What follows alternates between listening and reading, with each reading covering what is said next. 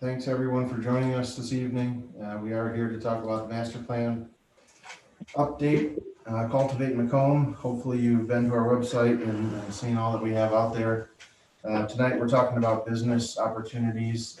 We have a number of local business owners and developers and landowners invited, as well as a couple of good panelists who are going to talk about what's going on economic-wise in Macomb County and in Macomb Township. So first, I am going to give you a little background on the master plan process.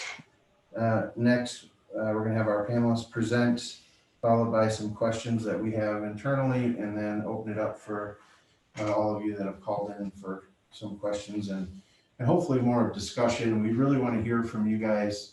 You were invited for a reason. You guys are some of the folks who really help shape Macomb Township as business owners and as developers. So please, at the end, please open up and tell us your thoughts.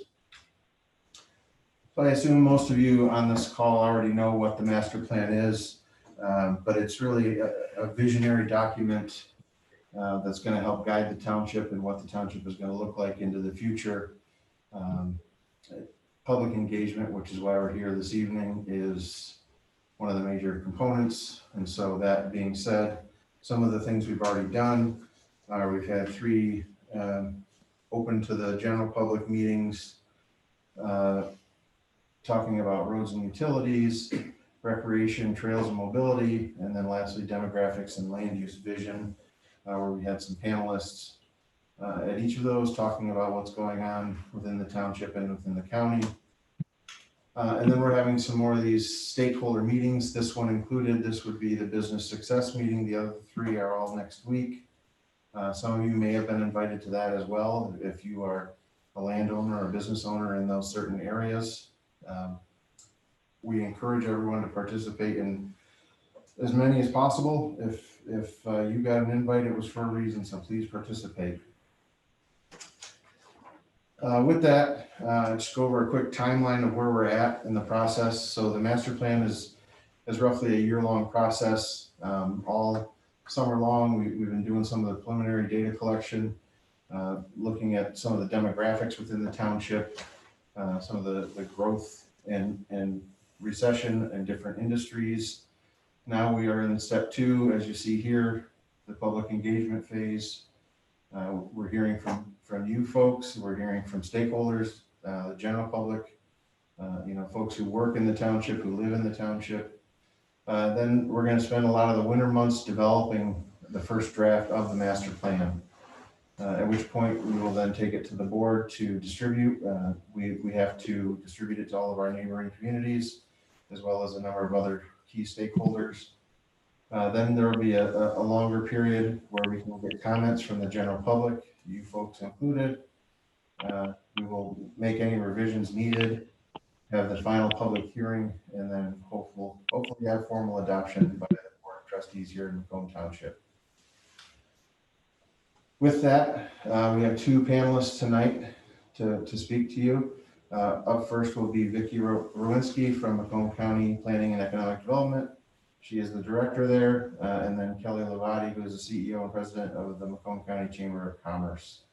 With that, I'm going to turn the screen over to them. Thank you, Josh. I believe Kelley is going to be pulling up the PowerPoint presentation. There we go.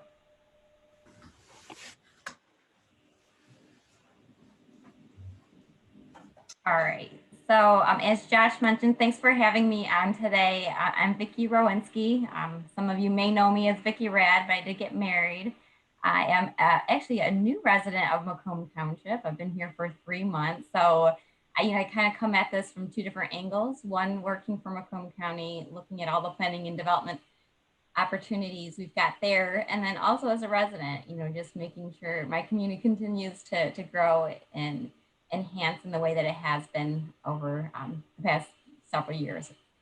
Now, if you want to go ahead and I believe you're going to move the slides for me.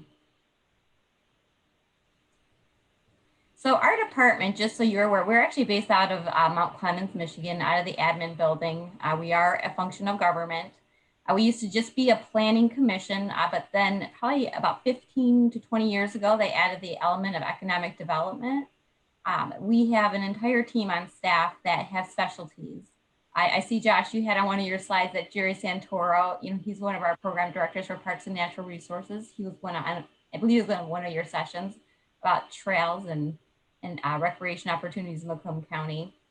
And I'll just go over these individuals real quickly. We've got Jim Ahi, who helps oversee our business development, which I'll tie into some of the discussions on what we see as a strategy for Macomb County, overall big picture.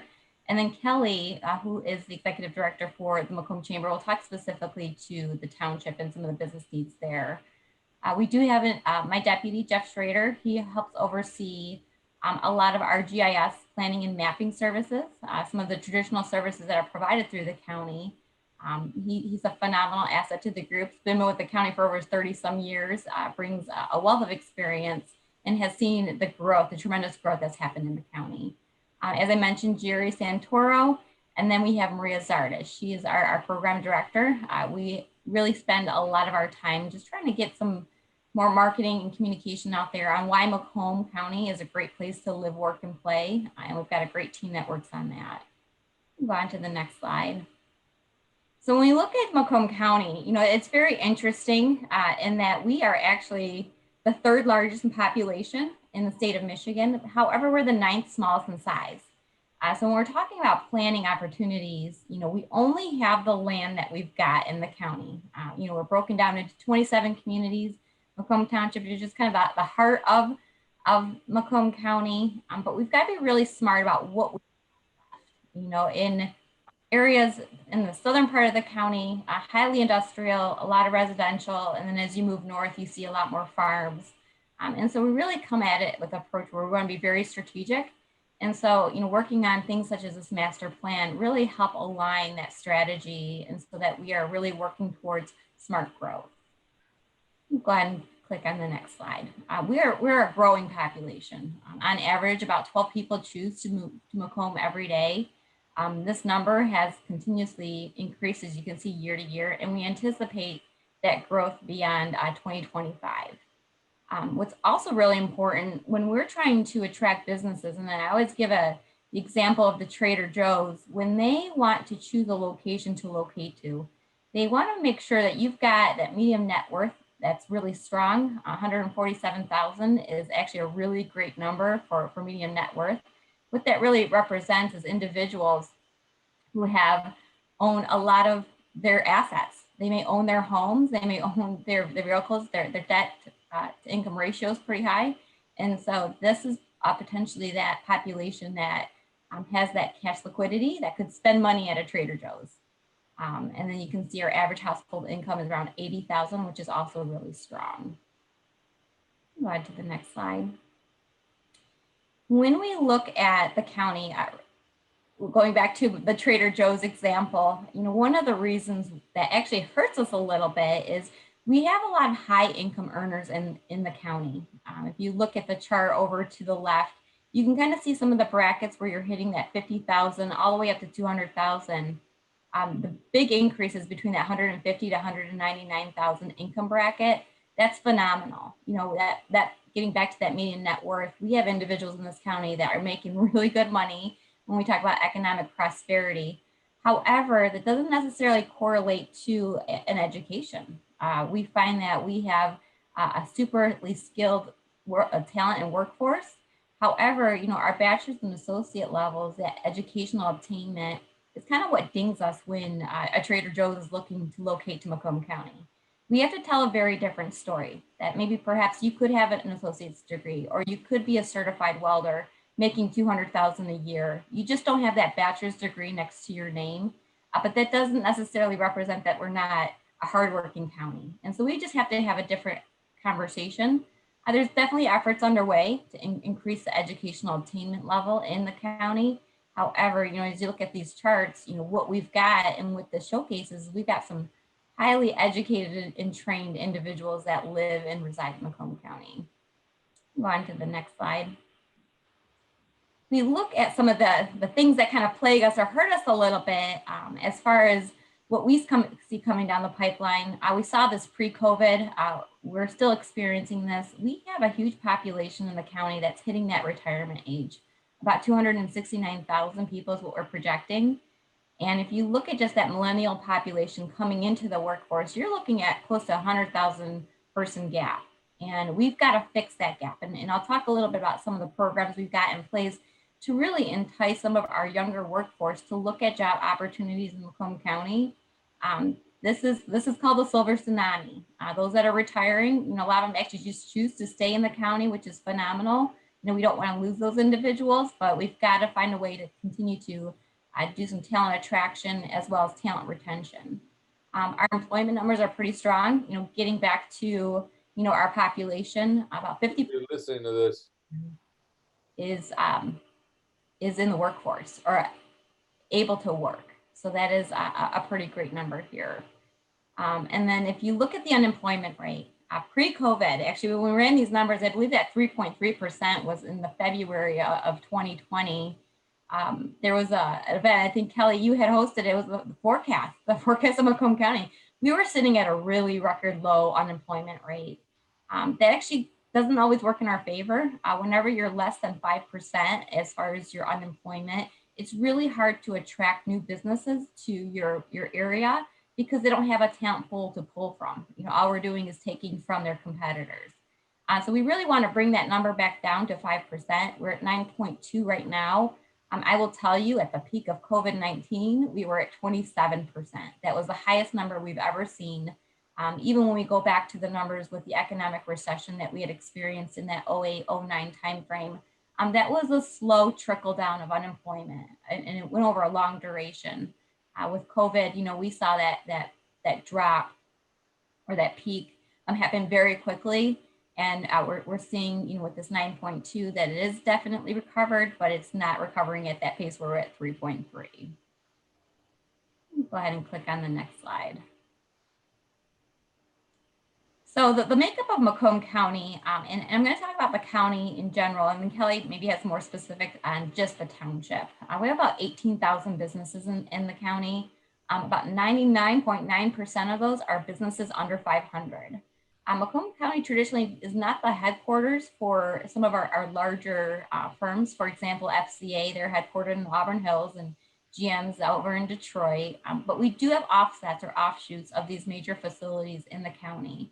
And a lot of them do employ less than 500. We definitely have spent a lot of time working with our small mom and pop businesses these last couple months due to COVID. A lot of them got hit hardest the first and continue to remain in that space where they're hurting, especially any business that's customer facing. Your restaurants, your hair salons, any type of business where they have to bring in customers. And you'll hear from Kelley on some great ways that we've helped these businesses and hopefully will help them sustain through this pandemic. Go ahead and click on the next slide. We have a strategy in the county. We pulled together our targeted industries. This actually aligns really nicely with some of our partners at SEMCOG in the state of Michigan. Macomb County is also very unique in that we have certain niche areas that are different than some of the counties that surround us or some of the other counties in the state of Michigan. And I'll go specifically into each one of these on why we seek these as targeted industries and why they're important. Go ahead to the next slide. So advanced manufacturing, we kind of lump a lot into this category. A lot of times your businesses that are related to automation and robotics falls into this. Aerospace falls into this. A lot of our machining and manufacturers fall into this. This is anytime we add processes to the manufacturing world where there's lean manufacturing, there's automation, a lot of computer technology goes into this. It's not your typical manufacturing field anymore. You'll see that this is an area of job growth for us, 32% job growth in a 9-year period. Average earnings, getting back to that prosperity level. We love to see that average earnings over 50,000. This is, average earnings 87,000, and we want to continue to see this grow. Go ahead and click on the next slide. Automotive, and so automotive has taken a big shift. A lot of our automotive makers who used to say we make cars are now actually identifying as technology companies. with the infusion of EV as well as mobility, where we're looking at self-driving cars. There's a lot of computer chips that go into the space, but our bread and butter with automotive really has been assembly. We've got some major factories in Macomb County, including FCA, where we build the Rams and the trucks, as well as a lot of the components that go into that.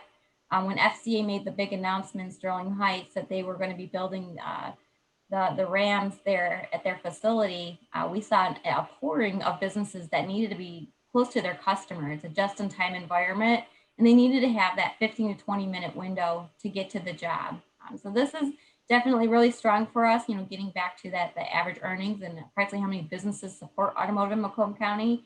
This was huge, but we also know that we can't put all our eggs in one basket. It can't just be automotive.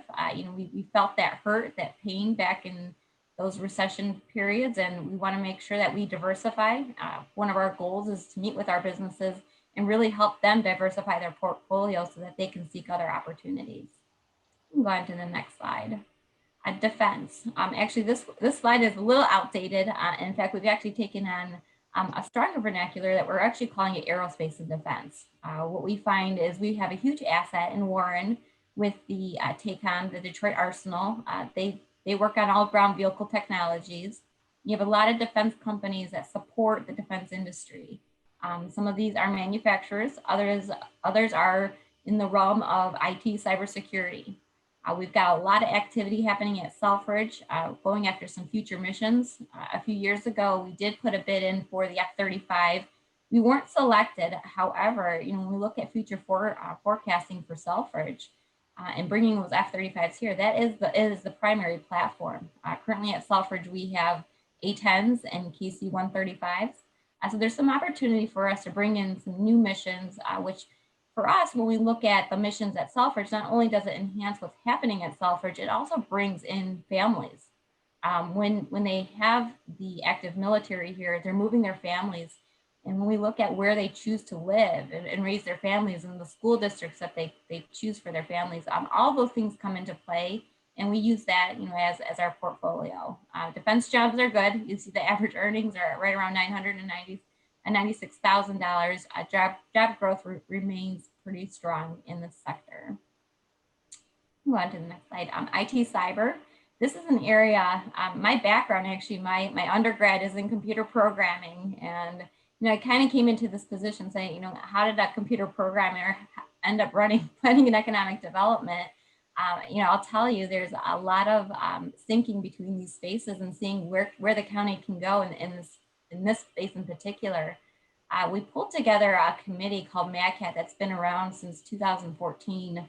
This is the Michigan Automotive and Defense Cyber Awareness Team. We have a lot of businesses that support cybersecurity now more than ever, especially since we're looking at being in a connected space, whether it is individuals that are connecting to servers, whether it is individuals using their vehicles to connect to infrastructure. This is going to be a continuous area of growth. And we have a pretty strong strategy on how we will attract businesses here, but also working with our future generation, really getting our students in K through 12 understanding the job opportunity in IT and cyber. Go on to the next slide. Food and ag.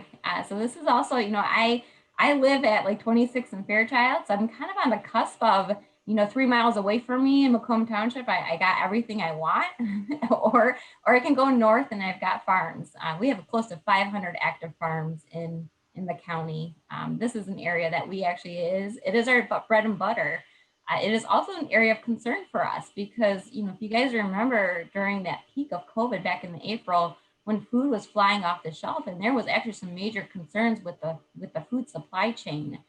We really have to understand and get to the heart of what these farmers are doing so that we can make sure that our residents have food on the table and that there isn't that concern of a food shortage.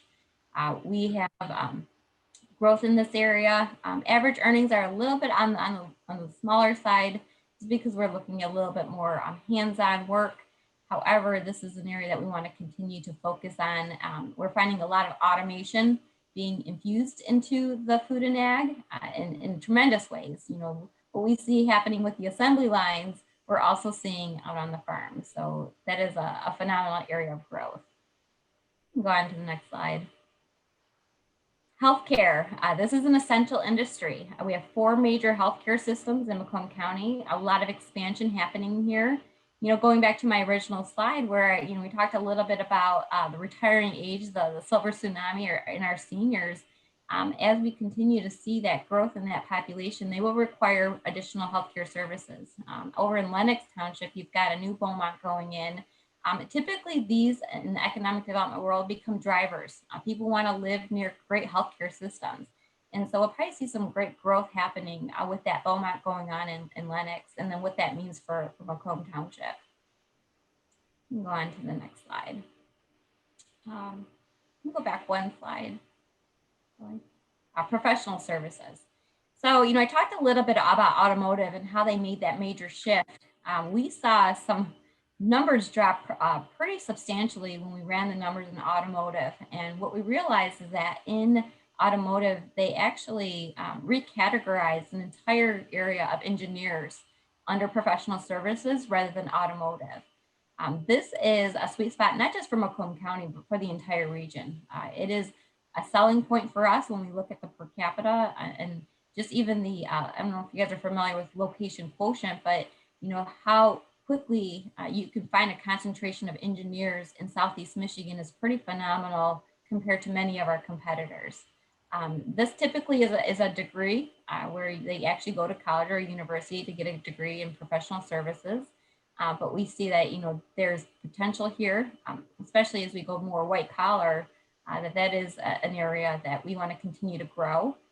Professional services is also an area where maybe perhaps when we went to remote working, that these professional service individuals could work from home, that they may not even need to be in the office. And so one of the things that we're toggling right now is, what do our office spaces look like without these engineers having to report to work? Making sure that that building doesn't go vacant and maybe perhaps there's a different use for it. Something that we didn't consider going into this year, but we don't necessarily have all of the office complexes that you see, such as in Detroit or Troy. But we are definitely hearing from some of our manufacturers who have an engineering division that those buildings are somewhat vacant right now. And so that is an area of concern. However, the job hasn't gone away. What they're finding is that their employees can do it from anywhere. And this kind of ties into a bigger conversation about infrastructure. Broadband is definitely an area that we want to continue to invest in as we're finding more of that remote work happening. Go on to the next slide. So retail, if I can kind of lump this retail, it also includes, food services, accommodations, your restaurants. These are our spin-off jobs. But when we look at, and you can just drive anywhere through any major city or township in Macomb County, your commercial hub. Those retailers, a lot of them are franchises. They're part of the big box stores. And then you get your mom and pop shops, but they do become the bread and butter of our economy and what they give back to a community. The one thing we don't want to see is buildings go vacant. It is a concern of ours when we're hearing from some of our retailers that, they're having those difficulties making those monthly payments because the consumers aren't coming in. And when we talk about, quality of life and placemaking and really building those downtown districts, retail definitely is a sweet spot for that. And so, all hands on deck here, trying to help just the little guys get through this. Whenever our major industries do well, our spin-offs do well. And so we definitely see that happening. But we also have a very unique corridor, Hall Road. It's really in itself something so unique to the area in that you can find, I believe it's 2 Home Depots, 3 Walmarts, 2 Targets, a Lowe's. You've got all your major amenities on this major thoroughfare that cuts through 6 communities. And that definitely is an area that has sparked a lot of infusion into the economy, and we want to continue to see that grow. Move on to the next slide. And I believe this may be my last slide. We have put a full-on effort. We actually have somebody on staff who is our talent liaison working with our K through 12. getting back to that talent shortage that we are foreseeing with the seniors retiring, we're working really closely with our school districts, making sure that they are talking to the students about what do jobs look like, not just in a textbook, but actually getting out there and physically seeing it. Macomb County hosts year after year one of the best manufacturing days out there. This year we had to pivot a little bit. We were able to virtually have students visit our manufacturer so they can see what a modern day manufacturing facility looks like. But some of the other programming we have in here are career academies where, our K through 12, especially the 9th, 10th, 11th, and 12th graders really get some hands-on experience and work-based learning, working with employers so that, their education is not just sitting in a classroom and that they're actually working in a field that they may actually go on to study. Before they make that decision to go off to college, they get some hands-on experience on what this career looks like. And we're finding that it is actually a great program connecting our students with job opportunities. We also have an issue with individuals who are born here in Macomb County. They go to school, they go to college, and then they never come back. Or they may come back, but we want them to know that they don't actually have to leave the county and they can get that degree through some of our university partners, and the job is waiting for them here. And then just some other areas that we focused on, Macomb Robotics, we actually stood up a nonprofit with our MISD, that's the K through 12, as well as Macomb Community College, to really give students more hands-on experience. Ironically, on Thursday nights at 7 p.m., I sit on a call every Thursday working with mentors and coaches, trying to give students an opportunity to work in the area of robotics. We're challenged because of COVID. So we do it in a virtual environment. So the students actually get robotic kits. They're learning how to program and they can do it all from their home computer. But it is extracurricular, which is phenomenal. And we're finding that there are some pretty bright students out in Macomb County. So with that, I believe, Kelley, I can pass this. Oh, I got one last slide. I kind of infused some of this discussion in some of the previous slides. And Kelley, I know you're going to dive a little bit deeper into this. What has been our response to COVID-19? We went into this not only with a health crisis, but an economic crisis. Whenever you have major shutdowns, which I think we've all kind of learned a lesson that maybe perhaps the shutdowns, the way that they were originally proposed, was not good for any of us. And so we really have kind of been in recovery mode, trying to help and infuse money into these businesses to get them back up and running. But there's a lot of efforts underway just to make sure that these businesses can actually open up safely. The way that we operated pre-COVID and post-COVID look very different. A lot of money was spent on capital to get these buildings and facilities ready for our businesses. And I don't want to steal from Kelley's thunder because I think she's going to talk a little bit more about that. But just know, our county, beyond just the planning and economic development, have been really engaged all along with trying to not only help the businesses, but help the residents in Macomb County get through this crisis. All right. And then that actually might be my last. So that's it. Thanks, Kelley. Okay, thanks, Vicky. And I will pick up where Vicky left. I'm Kelley Lovati, and the CEO and president for the Macomb County Chamber, and I'm also glad to be here tonight to share some information with you. I'm going to take off over where Vicky left off and share with you about the different efforts that were going on to sustain businesses during and throughout COVID. We were very fortunate in Macomb County to receive $152 million from the CARES Act funding, and Vicky and her department received, I believe, right around $70 million. Their department engaged the chambers throughout the county to really work and try to identify the many needs of our businesses throughout the community. And to determine those needs, what we did is we went out and we had via Skype or Zoom and different forums, we reached out to different business industry groups to really find out and dig down deep to see what exactly were the needs that were going to help them be sustainable during this time.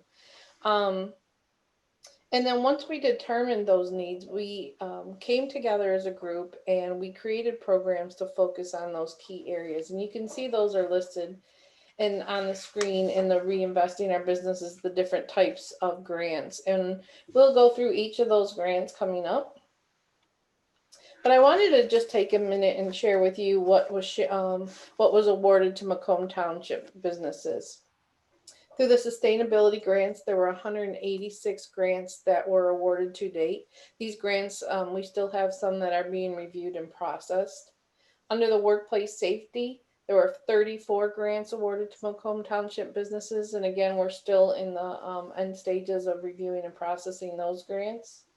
Nonprofit, three were funded.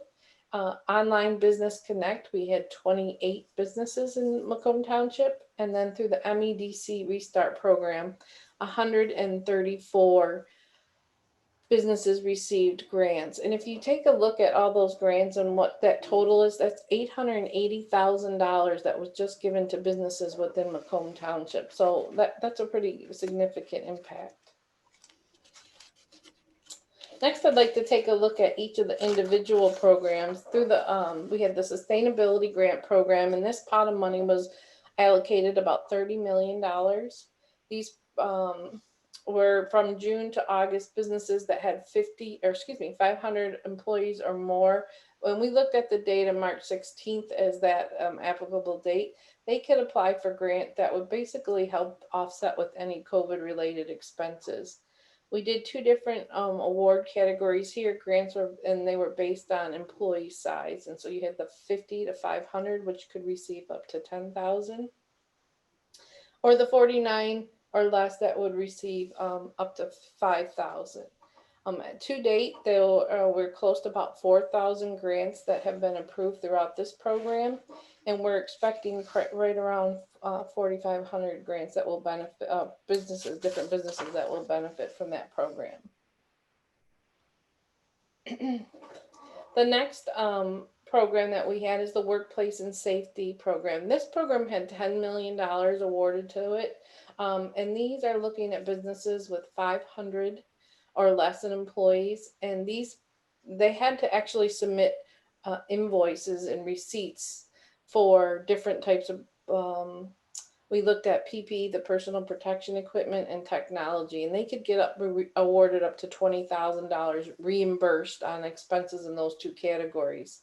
And just to kind of give you an example of what would be included in those areas, they were looking at PPE equipment, so things such as hand sanitizer, plexiglass, the HVAC UV scrubbers to create that safe environment, face shields, masks, disposable menus.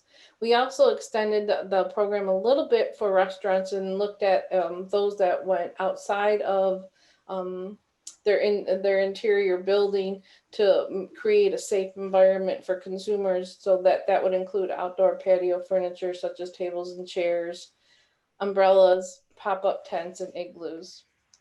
And then we looked at technology. What were some of the needs that the technology needs that companies needed to be more flexible in the way they perform their work, such as hardware, software that positions the organization to continue doing business during COVID, and then if we hit the second surge like we're experiencing now.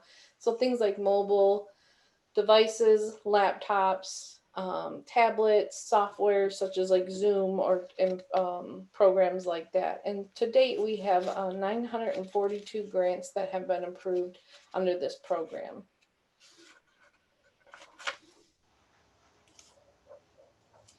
The next bucket is our nonprofit grant program, and this was a 1.5 million bucket. We have Macomb County nonprofits and social impact organizations, again, that were affected and recovering for COVID-19 and the ongoing economic crisis. These application processes opened on September 29th, and they were reviewed by an independent grant selection committee of local civil leaders. These grants varied in size depending on the organizational needs, and we expect that 90 organizations will benefit from this grant program.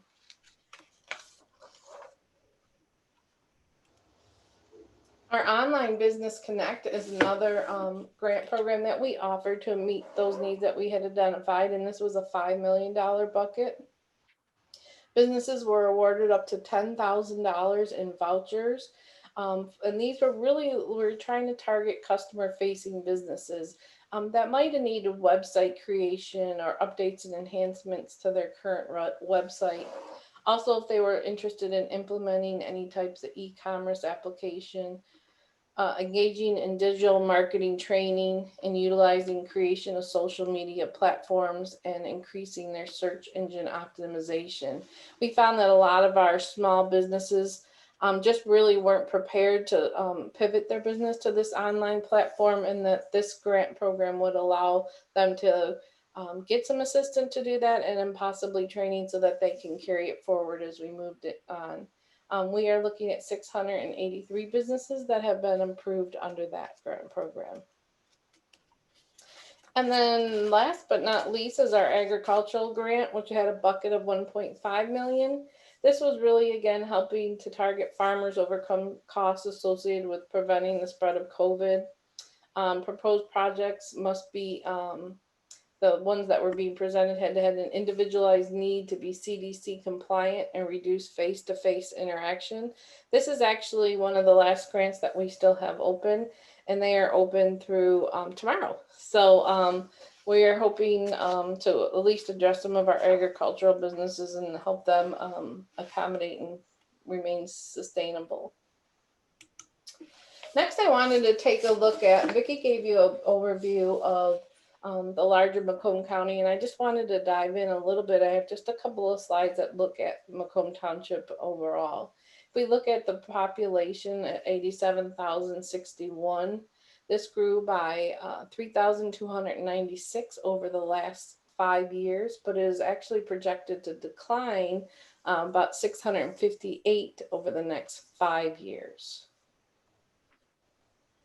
When we take a look at employment, we have 15,596 as a total regional employment number. This grew by 708 over the last 5 years, and it is projected to continue to grow by about 271 over the next upcoming 5 years.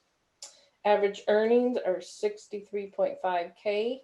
This is about 6.2K below the national average earning of 69.6 per job.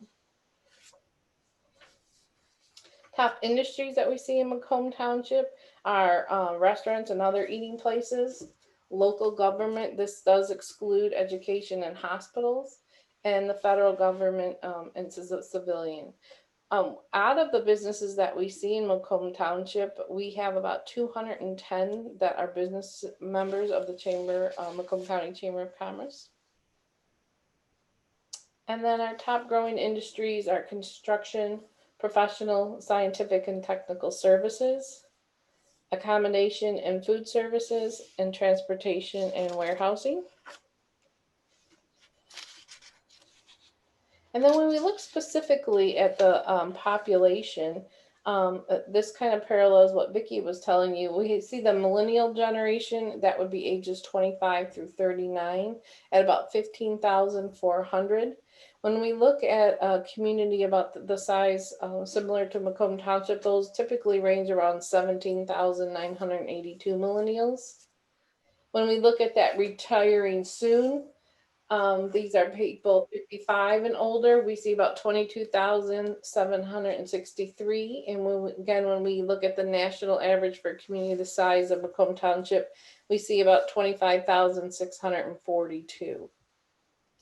When we take a look at racial diversity, we see in Macomb Township about population 11,970. And this is quite a bit below the national average for a community of this size for about 34,788. And then my last slide, I wanted to take a look at what size employers. And again, we're seeing very similar breakdown from what Vicky shared. The top category would be that 1 to 4 employees at 29.8% for Macomb Township. Then followed by 5 to 9 employees at 27% and 10 to 19 employees at 24.3%. So staying in with those smaller types of businesses in Macomb County, Macomb Township, which is very similar to what we see overall in Macomb Township. And then that is all I have. I will turn it back to you, Josh. Great, thank you very much, both Vicky and Kelley.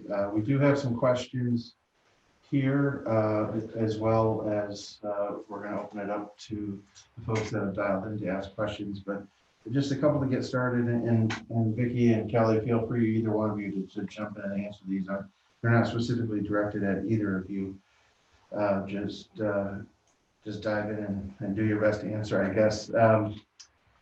So the first question, when new businesses are looking for a home, what are some of the major issues that may attract them or turn them away from a certain location like Macomb Township? I can talk a little bit about what we see in business attraction. There's kind of like 5 key things that really draw business to an area.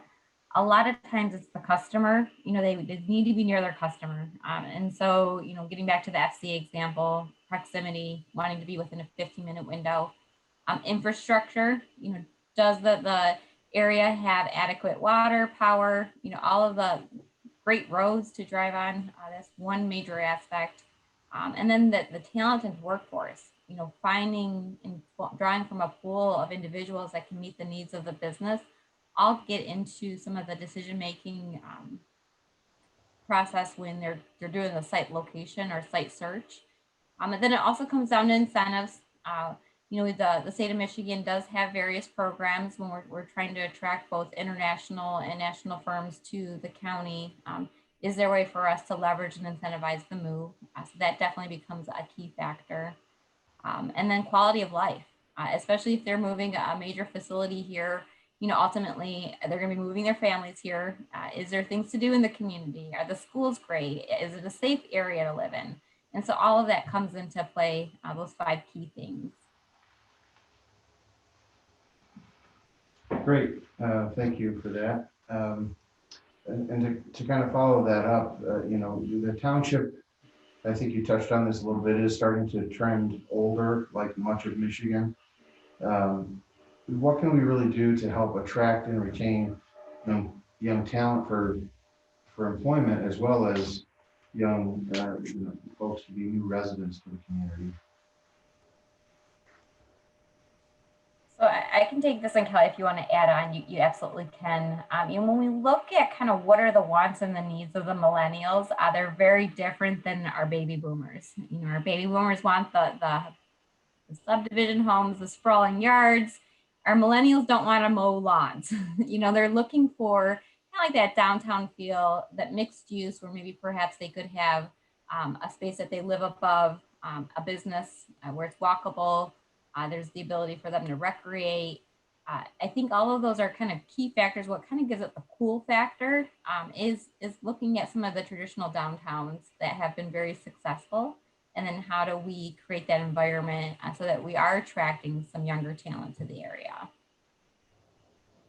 Yeah, Vicky, I would agree. It was definitely the attraction of that downtown activity, looking at recreation, arts and culture are things that would attract that millennial generation, and the overall diversity too. Okay, thank you. As we look at some of the developments within the township, and I think a lot of the folks that I see on this list who have dialed in would probably agree that we have built a lot of single-family homes in the township. We are starting to see, as you mentioned, some of the, maybe not downtown type developments, but more of the smaller, whether it be duplexes or just smaller single-family developments with a smaller lawn. And I think that can attract both the millennials, as you said, as well as those who are looking to age in place. They may not want that large lawn to take care of or a large property to take care of. But as we continue to build homes, we're using up more and more of our free space or available developable land. And we're also starting to see, a pickup in industrial developments. We're seeing a lot of folks coming in talking to us about, adding new industrial developments in the township. And as we start to run out of that area, what is your experience in the county with trying to balance that development for industrial versus residential, especially considering they don't like to be right next to each other. Right. And when we look at kind of like just the future land use, and Josh, you kind of nail it on the head. Like you've got the land that you've got. And so, strategically, how to make decisions where, you look back and you're like, that was a great decision 20 years ago to do this. You don't want to be in a places, why did we ever zone this industrial when, it's sitting right next to a residential community? And so, getting back to diversification, finding that balance between industrial, commercial, medical, as well as residential, knowing that maybe perhaps having to build up might have to be the solution moving forward for the township.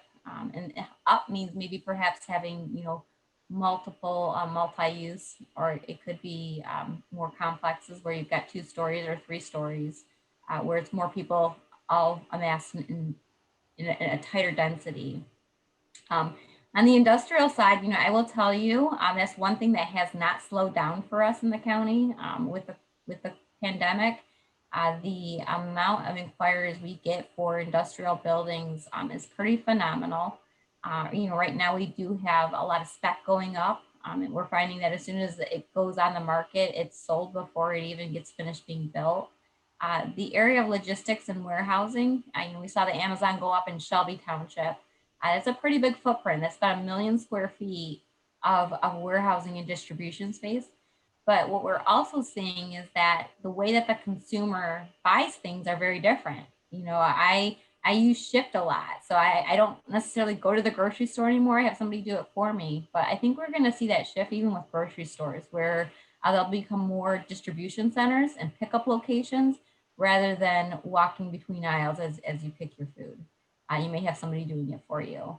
These are all trends that Macomb Township can absolutely get in front of. But then also, listening to what the needs of the residents are. What are some of the, amenities on the commercial side that they would like to see in their communities? I think having that walkable index, it's really difficult because in Southeast Michigan, we have cars and we use our cars to get everywhere. But, creating communities and spaces within the township that allow for recreation is probably going to be pretty high on that list as well. Yeah, thank you for that answer. I wanted to go back to one of the things you mentioned about, possibly having to build up in the future. So you both mentioned some of that live work type of mixed use development. That's absolutely something we're looking into as part of this master plan update. We do have within the township an entire section that we've kind of designated as the town center, or the future downtown, if you will. But right now, definitely not in that area, but really not in the whole township do we have any mixed use developments. And one of the things we run into in section 9, which is what we're calling our town center, is kind of the chicken versus the egg question. Do we need to get more people to live in the area before businesses will take hold, or do we need to build, have businesses come first and then people will want to live there? There's obviously some concern with connectability and the roadways not all being connected through at this point. In your experience, what would you recommend us taking a look at? Do we need to get the residents first? Do we need to get the businesses first? What would make that downtown area, as you said, really take off? Right. And looking at kind of where we see traditional growth happening exponentially, it's multimodal. How do you get people to downtowns? Whether it's cars or bikes or they're walking, making sure that as part of that master plan, there's connectivity to get to the downtown. If there was a bike path where people could stop in the downtown, get ice cream, and go on their very way, that's something to be considered. We saw during COVID, one of the highest numbers we've ever seen is usage of our parks, whether it was St. Clair, Lake St. Clair or Stony Creek, but people were out there. They wanted to be, physically out there in nature. And, I think we're seeing that consistent trend. And so, I think one of, what comes first, right? Do you build it and then will they come? Or will they come and then it is that chicken and the egg. I've seen the plans for that downtown district. I see some great potential. I think, the element of connectivity, how do you drive more traffic into that area through different means will be important. But there's definitely some great potential with that town center. Thank you. I guess at this point, that's really all the questions we had internally. But I know I see lots of names of folks who have dialed in. We'd love to hear from you, your thoughts. If you have questions for Vicky or Kelley or any of us here at the township, we do have a few people here in the room. So please, feel free to unmute yourself, ask questions, give some input. What are your thoughts about the future development of the township? I know a lot of you are currently developing properties, and some of you own multiple properties that are future development. So we'd love to hear from you.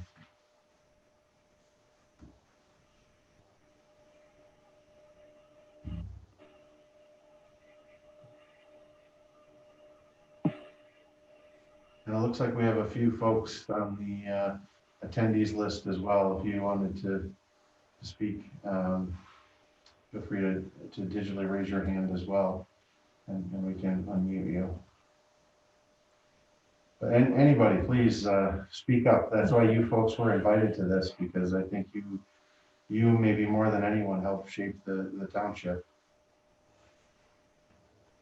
I'll jump in. This is Andy Martin. I'm a owner of some of the property at 26 and Romeo Plank around the Kroger store, the development there.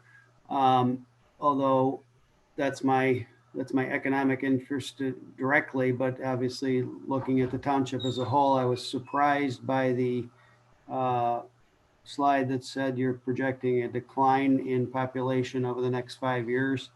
Is that resulting from the aging of the population, or is it, we still see residential growth all around, when I look around Macomb Township. So that's what surprised me by that.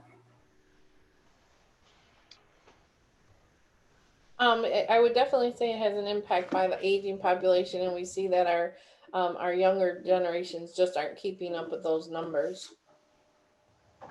I don't know, Vicky, if you want to add any more to that.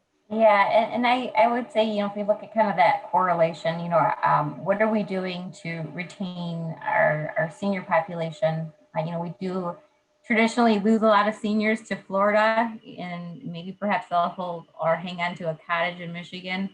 But with that younger generation, they grew up in the township, they went to the school districts, maybe perhaps they went off to college. How do we attract them back to Macomb Township so that, they can, ultimately raise their own family and have a career here as well. And so that's a longer term focus. We definitely want to see those numbers increase. I will tell you, if you look at just, Macomb Township over the last 20 years, and, there was, record years where the township went through major building growth. I think that has slowed down slightly, but it has picked back up. But it's, are we attracting the right market for these homes? Yeah, and I'll add to that, Andy. That slide that you're talking about that Kelley presented on, I think all of us in the room here also that was kind of a head scratcher to us too. Yeah, we see 300 to 400 new houses built every year with occupancy permits. But we don't always think about some of those things Kelley just mentioned, that as folks as the township is getting older, are those properties left behind being backfilled, and maybe that's part of the reason why it's projecting to possibly go down in the future. And there's one other thing to consider, and this may just kind of be out of our realm of control. you know, a lot of the students that go off to college come back with major student loan debt. And so when, you know, I talked about the net worth, you know, we're going to see that number drop because a lot of folks come with student loans that's equivalent to a mortgage of a house. And unless we figure out a way to flip that around so they've got liquidity to purchase homes, you know, I think, you know, having the smaller footprint house, especially for starters, starter homes will probably be something to be considered as well. And Vicky, you know, I don't have the latest information, but probably about 5 years ago, I had good information where we saw a lot of influx of residents coming from the Detroit area into Macomb County, but then we also had the outflow of people from Macomb County going to Oakland too, and the impact that had on the populations. Yeah, I don't have those numbers offhand. You know, traditionally Macomb County is considered a bedroom community, and that number has flipped. You know, a bedroom community typically is you live in the county, but you work somewhere else. And now that we have really invested in more businesses in the county, we're seeing actually people don't have to leave the county to find a job. And so that number has decreased, but, you know, it's, you know, the onus kind of falls on us to prepare for what that looks like. And even just the discussion today with this remote work, you know, where now people are working from home, you know, what does that look and how does Macomb Township actually find a way to benefit from that? Greg, it looks like you have your hand up. Did you have a comment or a question? Yeah. Good evening. Greg Windingland with Lombardo Homes. We have a very large land position in the township. We've built hundreds of homes in the township over the years. Couple of things, and forgive me if I babble because there's a couple of points I wanted to make, and hopefully I'll try to tie them together. You mentioned the Macomb Town Center, the Section 9 with the TND zoning. We've owned that property probably since about 2005. And with the very restrictive architectural requirements and other requirements, we've just sat on that property. And at some point, we'll probably develop it. But right now, we just can't see that going. And when you talked earlier about the chicken and the egg, do the rooftops need to be here first, or do the businesses need to be here first, or whatever? That's a great question. But we own immediately west of the Township Hall and Rec Center, all the way from 25 down to 24 Mile Road. I think the site plan originally was 500 and some homes. And again, we're just sitting on that. And then a couple minutes ago, one of the ladies mentioned the students coming back with student debt and looking for maybe some smaller homes and things like that.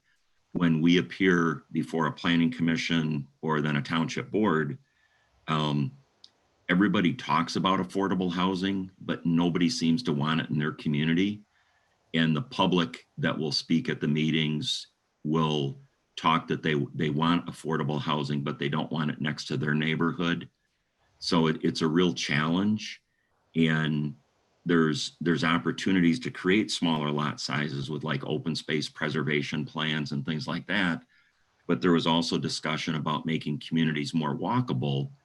And that's a great idea. But when you add open space to a neighborhood, you still have to pave the road in front of it. You still have to run the water and sewer in front of it. And you have additional costs without any additional density. So there's a lot of challenges that developers have in trying to accomplish some of the goals that I'm hearing tonight. And I think they're great goals, but the developers are often handcuffed in how they go about achieving them, whether it's through public opposition or the municipal opposition, things like that. So that was kind of what I wanted to comment on. Thanks, Greg. Absolutely, the zoning in the TND and in the town center area is completely different than the rest of the township. Myself being relatively new here, I'm still kind of wrapping my head around how that works as compared to the rest of the township. But that is absolutely something we're looking at for as part of this master plan. Does that potentially need to be revised or changed in some way to make it, more developable and buildable to have a successful development. Dave, looks like you have your hand up. If you want to unmute yourself. Yeah, how you doing, Josh? Dave Good. Tesh from Thomas Duke Commercial Real Estate. We've spoken in the past, obviously, about a handful of projects in the township. I just kind of wanted to tie into going along with what Greg was saying and your vision for the town center, and really, the whole chicken and the egg question. I mean, if you look at a lot of major cities throughout the country, even world, a lot of it is driven by the businesses that come back there. Detroit being a prime example of that. Now residents are, moving back down to these city centers because jobs are there. In order to increase the growth, I think that's probably the way to do it. And tying into what Greg was saying, a lot of developers that I work with, some of the biggest hurdles we have to get through is dealing with townships that might have older ordinances that might not be open-minded to change. Might have a changing of the guard here in Macomb Township, it sounds like recently. Obviously, you're newer to the board. Having that kind of open-mindedness helps developers to be able to do and help the township achieve the goals that they want to achieve as well. So I don't know, I think that's just brainstorm idea of just keeping an open mind and trying to help, the common goal and helping developers along the way, because that's really going to drive your housing market too. Thanks, Dave. Appreciate the comments. We've got a few folks posting in the chat as well. Stacy feels that there needs to be a mixture of zonings in the township to spur that type of connectivity. Commercial mixed-use project. Aaron mentioned that those members also seem to run counter to some of the demographic studies we've seen in the master plan prep. Stacy, again, the zoning as it stands is very single-family home oriented, and there are very few sections that permit higher density, and Greg is on point. And again, we are definitely looking at some of the ordinance, the language in the ordinance as part of this master plan. So we appreciate these comments because that helps us maybe hone in on what specifically or what sections specifically need maybe some work to help get to the township to where we want it to be. Any other questions? That looks like somebody. I think you can unmute yourself now, Aaron. Hey, can you guys hear me? Yep. Hey, Josh, thanks for putting this together. I just had a question following up for Greg. Greg, I appreciate you speaking tonight. I know we've seen you quite a bit over the years. As you mentioned, you have your company has a pretty strong land position in the township. You mentioned some of the meetings that we've had and discussions that have been had at the public level with regards to higher density developments, and obviously there's been some pushback both from the public and in some cases I think that the township has as well. I guess my broader question is, what are you looking at in the future that you feel might be a balance between some of the concerns you've seen within the township and more the direction your company is going? I know you guys have been looking at a lot more higher density, multifamily type things. If you were to tell us tonight what you think is the direction that we should go in, that everybody would be able to get along, what do you see that would help you along in that regard? Great question. And I guess let's talk about a specific site at the northeast corner of 25 in the westerly leg of Romeo Plank. There's a kind of a triangular area that's cut by the Middle Branch Clinton River. And I remember it. Yep, it's master planned for 3 units an acre. We submitted a site plan a couple of years ago and went through the rezoning process, or tried to go through the rezoning process for 3 units per acre. And it was kind of pitchforks and torches and, the whole thing. And we just couldn't get any traction on it, both from the township, from the municipal standpoint, and from the neighboring residents.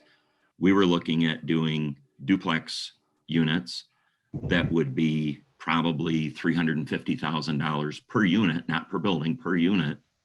They would be very compatible with the area.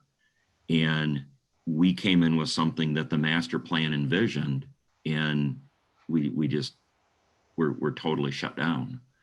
So now that the township has the contract zoning ordinance ability, we're looking at kind of recircling with that or coming back with that and seeing if that might work. But I guess that would be a very applicable example. So maybe to interpret that for me, more ability to maintain density within more restrictive areas by compressing and using specific parts of land. Yeah, and there's very good ways to buffer adjoining properties. You can do it with green belts, with landscaping. There's a number of ways to buffer those properties. There's always the concern about traffic. There's ways around that. Again, with this specific community, it would be mostly empty nester. So the traffic patterns wouldn't be the 6:30 rush hour in the morning and the 5 o'clock rush hour in the evening, things like that. But yeah, providing some areas for that higher density. And we don't think the 3 units per acre would be an unreasonable density. Along the same line, you mentioned the downtown area that we've had plans for sitting around as long as I've been paying attention. What's your thoughts about what you would see that would make you say, oh, that's something that we can now start developing again? Is it strictly the restrictions on building types? What holds you guys back from building there? There's probably 3, I guess right off the top of my head, 3 things I would say. One is the requirement for a certain amount of the live work product. I think the area that's closest to the back of the township hall is required to be a live work configuration. Unless you get into an existing downtown area, we've not seen a lot of success in that. So that would be one area. The smaller lots is something that we're all talking about, but the requirement to have lanes is not something that the public is embracing, or at least not that we've seen. We've tried it in a couple of communities, and it's gone okay, but it's not been as successful as everybody had hoped. So eliminating the lanes would be a big thing. And then the architectural requirements, especially on the lower price point homes, to add the architectural requirements onto the lower price point homes just makes it a no-win for us. Thank you. Appreciate you being here tonight. Sure. Hey, Josh, this is Lyle Wynn. Hi. Hi, I have maybe a suggestion. And I know this is a tool that hopefully could be implemented after you adopt the master plan. But I think it would be a benefit to many parties that if the zoning ordinance was, I guess, across the township, put into place, put in zoning districts, rezone the properties that support the master plan, and eliminates a lot of effort, I would say, during the planning process to have to rezone a property many times when you come in to do a project. So if you had zoning districts that supported the master plan and rezone the entire township that way, I think that would get rid of a lot of the hurdles we had to jump over. Yeah, that's a fair point, and thank you for that. It's definitely something we will look into as we finalize the master plan. You know, just how we finalize that land use and zoning map. If that's something we could implement. Looks like another comment in the chat.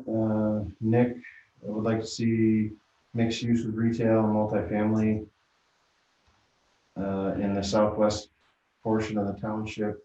You're mentioning that there's a height restriction that might be preventing some of this, and could that be removed?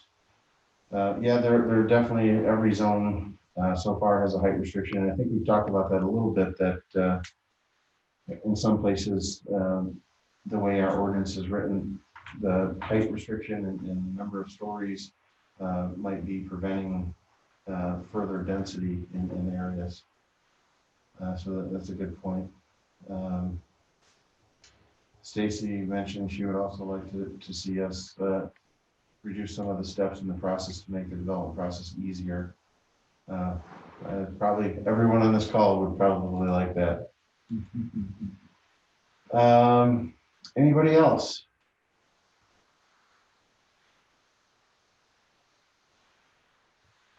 See lots of names here. Anybody else have any input or thoughts or comments?